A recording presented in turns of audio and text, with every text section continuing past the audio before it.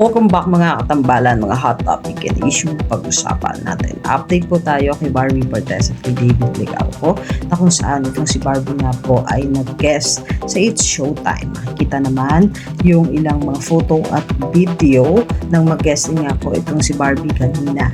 At mainit naman ang pagtanggap ni Barbie, Miss Boots at Miss Charo ng mga host sa It's Showtime. At makikita naman yung ilang mga ganap kanina doon sa naging guesting nitong si Barbie. At meron ding video na kung saan ay sumasayaw nga itong si Barbie Fortesa doon sa backstage.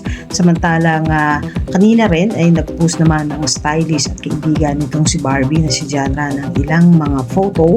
Ito nga po ay yung suot nitong si Barbie kanina sa guesting niya sa It's Showtime na talaga namang napakaganda ng isang Barbie Fortesa sa kahit na anumang damit na kanyang suotin. At kamakailan lang ay pasabog din yung naging outfit nitong si Barbie doon sa naging premiere night ng pelikula nila na talaga namang napakaganda, napakakinis, napakasexy ng isang Barbie Fortesa sa bawat damit na kanyang sinusuot. At ito namang si David Ligauco ay nag-post naman ng ilang mga video at ito nga po ay yung training niya, yung High Rocks training. At ito naman po ay para sa paghahanda sa nalalapit na fitness competition itong si David na gaganapin naman sa Taiwan.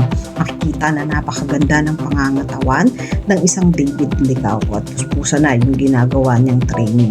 Samantalang nag-post din itong si David ng banding nila ng kanyang pamangkin na talaga namang napaka-sweet nitong si David. So yung mga update natin ngayon kay David at kay Barbie. Kayo mga katambalan, ano masasabi niyo? Mag-comment lang sa comment section at pag-usapan natin. Yan ang mga hot topic and issue dito lamang sa Tambalang KK.